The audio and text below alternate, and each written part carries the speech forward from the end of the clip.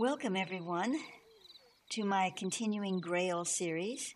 Today, the stellar Grail coordinates and dynamics for Earth. I'll be reading from my volume 98, the Grail issue of Temple Doors from the 1990s, but I will also be making commentaries. As has been already imparted, Orion, specifically the blue star Rigel, holds the primary Christic Grail vector for the Earth. There are, however, other stellar consciousness dynamics and thresholds which come into play in the macrocosmic Grail pattern. Thoth speaks to us regarding some of these macrocosmic perimeters concerning the sacred stellar trinity of Orion, the Pleiades, and Sirius. Thoth speaks, Orion is the threshold where the Mazzaroth of Earth's continuum meets the Mazzaloth of the mid-heavens. It is here that the command is given to unite these two realms through various stages of light redemption, and the Christic Grail is formed from the molten sea of intercourse between the greater and lesser domains of the universe. The Pleiades hold the Virgin Magdalene dynamic. It is within this stellar configuration that an infusion of the divine universal feminine initiates a streaming of stellar consciousness that can merge with the gnosis of the earth, and the Virgin of the World archetype is thus created. Within this archetypal creation, the resurrection of the World Mother is activated. These archetypes are personified in the Gaia Matrix Oracle, or as both the Grail Mother and Mother of the World, respectively. Now, the Gaia Matrix Oracle was created by a dear friend of mine, Rowena Patty Kyi'Ra. Actually, I purchased her oracle and worked with it many years before I met her. I wound up communicating with her. We shared a lot, and then she wound up moving to Crestone, Colorado, where I was. So, we deepened our friendship. She's since transitioned, but her Gaia Matrix deck, all of her work, but the Gaia Matrix deck is really fabulous. So I'm going to be quoting here from that oracle of hers. Grail Mother. The Grail Mother corresponds to the baptism by water and fire from the Grail as an alchemical vessel, which enables one to have gnosis, divine knowledge. The hermetic meaning of intellect is one with the qualities of the Grail Mother, heart-mind unity opening the brilliance of the intellect to receive divine wisdom. Mother of the World. The Mother of the World corresponds to the healing of the Grail King's wound. He, the Grail King, suffers more at the time of the new moon, associated with the feminine principle. Consequently, there is a wasteland in the world.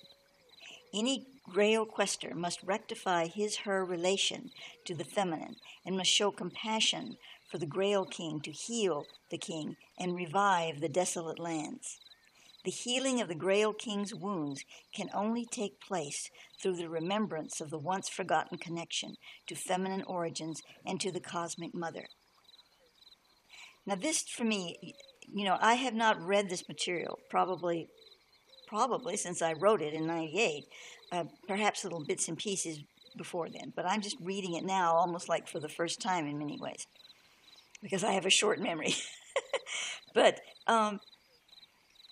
when I'm reading this here, I'm just profoundly hit with our current world circumstance, especially the circumstance in the United States right now, but it affects the entire world. Let's just look at this again. I think it's worth taking the time to go over it.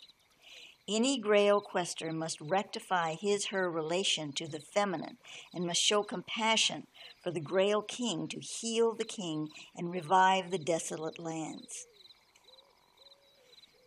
Who's showing compassion for the Grail King? The Grail King is the one who's been stabbed in a lot of places, and we're now really, really seeing that. And it's not a person, it's an entity energy of our world situation, but it's being focused right now through the bosom of the United States of America. Most prominently, certainly France and many other countries are having their due with it as well. And if we look at this, we see what is missing here, really on a large scale. And I'm not speaking to those who are present here while I'm making this video or many, many other people in the world, but there is a large amount of people on this planet who have lost the true sense of compassion. They might say, of course I have compassion, of course I'm sorry, that this is happening, that is happening. But where is their true compassion? And I do believe that, as Bernie Sanders said, and he said it to the world, when you hurt, I hurt. And he is definitely up there in the front attempting to heal the wounds of the Grail King. And he is representing, in this particular scenario, the divine feminine. And Hillary Clinton is representing, in this particular scenario, the male aspect of power-hungry energy. Of course, Donald Trump is too, but I'm not even addressing him at this point. This is way beyond politics. This is a world event, and Thoth has spoken to me about it as a world event, a world-changing event, not just for stuff that goes on the planet, but for the whole consciousness vector that is shifting into, the Grail ascension. What does Thoth call the 4444 Grail Stargate? That's what he calls it. He calls it the Grail Stargate. And that's the term he uses. So all of this ties in together beautifully. One might think horribly, but no, it is beautiful, because even though we're going through this incredibly scary time, it is things that we've had with us for a long time. We just didn't see it. We just didn't bring it up to our consciousness. And now it's there, and it's going through the process of being cleared. But I just had to point that out. Okay, now we're going on with the text. So, but let's go back to, because I went off there, let's go back to the Grail Mother and the Mother of the World. Thoth has said that these, within the archetype of the Virgin Magdalene, these archetypes are personified in the Grail Matrix Oracle as both Grail Mother and Mother of the World. So that's what he's relating to there. Now, to continue. And we will add that these feminine origins are the font of unconditional love, compassion, and forgiveness. Thoth. In addition, the Pleiades contains the Grail archetype of the Lady of the Lake, who gave King Arthur the Sword of Light. She is both Guinevere, Virgin, and Morgane, Magdalene. The sword, like the cup, is created in Orion, but the 7 sisters of the Pleiades are the keepers of the sword. They decide to whom the power of the sword, and thus the word or logos of the Grail, is given. The Pleiadians work within the Metatronic Christic alignment as activators. Let me try that again. The Pleiadians working within the Metatronic Christic alignment are activators of the sacred geometries necessary for humanity to access the Mazaroth movement and integration. Thus, they are the ones who primarily impress the patterns of these geometries on Earth in the form of crop circles. Crop circles are sacred patterns of the Mazarothic thresholds, translated symbolically, providing passage between the two realms. Sirius is the fulcrum, Selah, still point, or ultra point, of the universal gateway from Mazaroth into Mazaloth. It is the balance point between the powers of Orion and the Pleiades. This point was originally located midway between Rigel in Orion and Alcone in the Pleiades. However, when the universal tear or fall occurred, it was repositioned in Canis Major within the region of the triple starplex of Sirius. And now in this Grail issue, I quote from issue 483, edited slightly for readability and clarity. After the advent of the falling from power of the light bearer, the angel Lucifer, an attempt to steal or corrupt the divine power center was activated by the Luciferians. The power sought by the Luciferians was not wholly gained, yet the corruption had served to seal away the spectral integration of the 10 Pyrrhocodes and dislodged the seat of flame from the gateway or ulta point. The seat of flame was manifest as a brilliant star sun, its median mark creating an equal arc between Rigel in Orion and Alcone in the Pleiades. With the corruption of the spectra, the spectral patterns of this flame, the pyrrhonic radiations were justified to a lesser force valiancy, reduced in power, in order to maintain some form of balance within its archangelic light mechanism. So as to accomplish this activity within the law of regeneration, the seat of flame, the light-bearing fire or jewel of Lucifer, was transferred in point of force to another node on the cosmic grid. This node lies within the constellation of Canis Major. It is organized in material collectivity as the star system Sirius. In material essence, Sirius B contains the trapped energies of the lost calibrations expelled from the rhythm of the harmonics within the seat of fire, when the seat of fire was dislodged from the throne at the gateway, while Sirius A holds the unfallen memory for this universe. On this planet, we are forging through the path of fire in our geophysical karmic upheavals, now arising from the prophetic pen of past savants and coiling for the strike of Armageddon. Wow, that's a pretty heavy line. I'd like to read that again. I mean, I'm looking at this from current situations, you know. On this planet, we are forging through the path of fire in our geophysical karmic upheavals, now arising from the prophetic pen of past savants and coiling for the strike of Armageddon. In order that we may survive the undertow of the passing wave, we must transform the Sirian density into the free-blown crystal rose of the chalice, which is our vehicle into ultra-dimension, Metatronic Christic. That's where we are right now. How many years ago was this? 98? And now we're 2016 as I'm speaking this here. In just that short a period of time, I believe we're way ahead of where we were in 98 in this regard.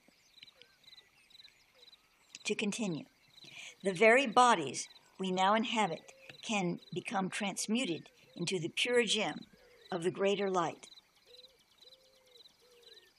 The key to comprehending how Sirius acts upon us in this age is through realizing that its greater purpose is the releasing of trapped energies. This release is taking place on all levels of the light pyramid.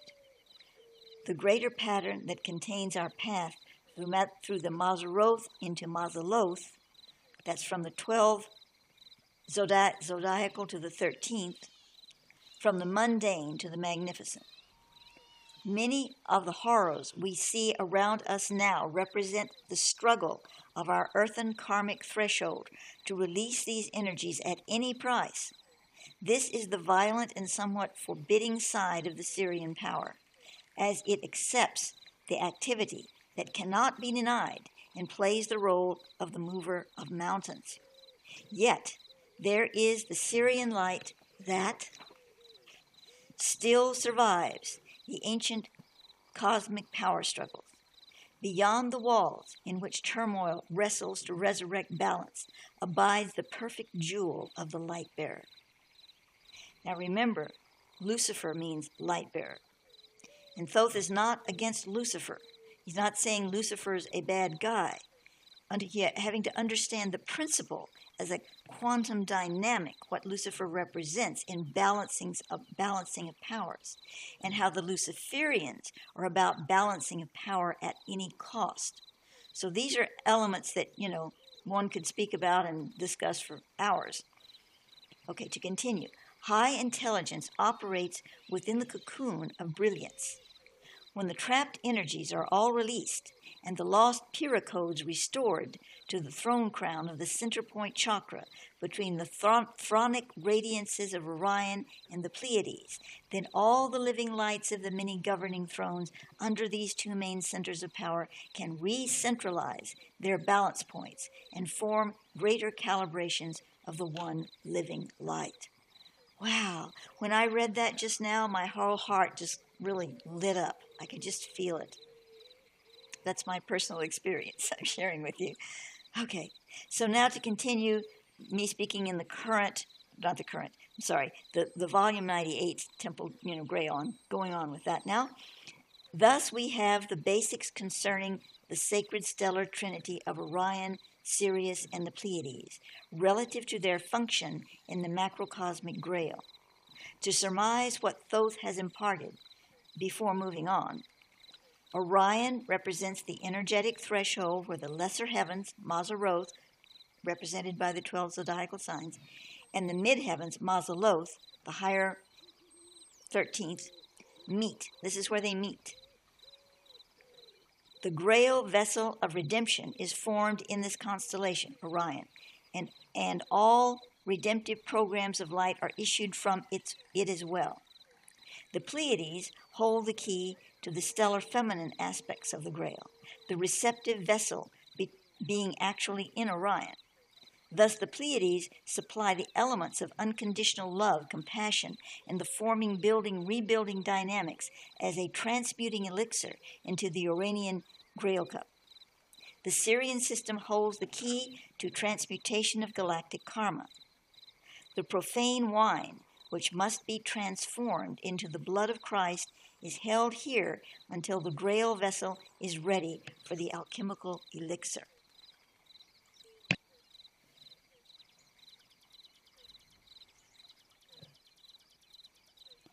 In issue 497 of Temple Doors, we wrote an article entitled Mecca and Jerusalem, the Black Cube Kaaba, and the Cube of Stars. In this article is discussed how the dynamics of Jerusalem, Mecca, and a third point in Saudi Arabia near the current village of El-Wadji correlate to the Sirian star system. Relative to that dynamic, Jerusalem was represented by Sirius A, Mecca by Sirius B, and El-Wadji is the fulcrum point, represented by the invisible star Sirius C. Please refer to this article for more detailed information on that dynamic. Well, actually, I plan to do a whole series on that particular issue as well next, but this is the one we're working on here. Okay. We now, however, can view these points on Earth from a different perspective if we place them into the macrocosmic Grail scenario. Thoth tells us that from this relative perspective, Orion would assume a position correspondent with Mecca, Sirius with El-Wadji, and the Pleiades with Jerusalem. We bring this forth to help the reader understand the relative nature of the correlations Thoth gives, especially at the higher levels of reality. If one moves their reference point of perception, everything must shift to accommodate that, and this is the nature of truth in its purest essence. One must clearly identify that the truth they are embracing is relative to the reference point or platform of perception, and yet also understand that this relativity does not necessarily contradict other systems of perception. Indeed, it may even be complementary to them, and most often is. Relative to the previous article in 497 of Temple Doors, Sirius is represented in all three locations, Sirius A, Jerusalem, Sirius B, Mecca, and Sirius C, El-Wadji, demonstrating to us how these points on the Earth's grid are crucial for the transmutation of not only planetary karma, but for galactic level karma to be constantly cycled through the Earth's crystalline grid for purification as well. This is why there has been so much strife in these areas of the world, for as long as history has been recorded, and according to the records of Thoth, for a great deal longer than that. Well, I'm going to stop for a moment and say we have to reference, the whole Anunnaki thing and all of that, it all comes out of that. Okay, to continue. Relative to this article, we see that Sirius El-Wadji becomes a simple fulcrum point in the Earth dynamic, acting as a balancing point between the stellar vectors of Orion, Mecca, and the Pleiades, Jerusalem, as the dynamics described above by Thoth are introduced also to the Earth's crystalline grid at these very same locations. Mecca becomes the crucible or Grail cup into which the feminine dynamics of the Pleiades at Jerusalem are introduced, giving the necessary elements for true transformative principle to be brought into play so that the profane wine held in El-Wadji can be poured into the cup at Mecca and transformed into the blood of Christ for all the earth. Now, I'm going to pause for a moment. I've said this previously in other times, but I just want to say it again. We're not speaking of religion here when we're speaking of Christ or blood of Christ. This is the blood of Christ. Is, it's all both symbolic, and it's quantum physics, and it's universal. Okay, these are points. Thus, these points are serving two different primary and perhaps more macrocosmic dynamics, linking the Earth into the bigger picture. Thoth tells us that in this modality we can see Orion Mecca as containing the codes for light redemption, the cup, where the Kaaba, which the Kaaba also holds Sirius El-Wadi as the ultra point or jewel of the crown, and the Pleiades Jerusalem as the seal, the sword, or the word. Okay, that was a little, I'm going to go over that for a moment here because even I didn't understand it. Thoth tells us that in this modality we can see Orion Mecca as containing the codes for light redemption, the cup. And the Kaaba also holds these codes. Now Sirius as El-Wadi, the ultra point, is the jewel of the crown, and the Pleiades in Jerusalem as the seal, the sword, or the word. Be not misled by outer appearances and circumstances currently at these locations. The pure sacred earth energies there are conducive to this exchange. The problem lies in the fact that the human consciousness at all these sites has in most cases overridden and taken control of some of this energy, though misguided patriarchal power plays. The sacred earth will have the last say before it's over, no doubt. Some of the other star systems which play into Grail dynamics, other than the sacred stellar trinity, are now also revealed by Thoth, and he speaks here about them. The entire zodiac plays a role individually and collectively in the macrocosmic Grail dynamic. So also do most of the constellations visible from Earth. The main ones of these I give here along with their Grail archetypes: Cygnus Swan, Draco Dragon, Lyra Harp, Ursa Major, Ursa Minor Bear, and Monceros Unicorn. Also, the Grail archetypes for the sacred stellar trinity are Orion, Grail King, the Pleiades, Lady of the Lake, or Grail Maiden, and Grail Queen is Sirius, or Grail Knight. Now, this, as I have read it and spoken it, concludes this particular Grail reading at this time. We'll continue on another one. And so what I'm going to do is I'm going to conclude this particular video, and I will then open a new video for discussions.